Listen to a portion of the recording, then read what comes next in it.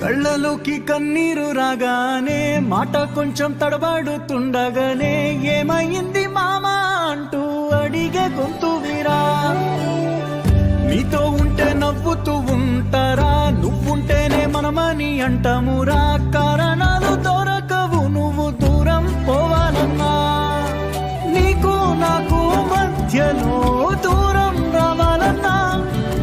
వద్దు అంటూ ఆ క్షణాన్ని ఏడుస్తూ ఆపనా, గమ్యం చేరే పయనాన్ని స్నేహం ఆపుతుందా.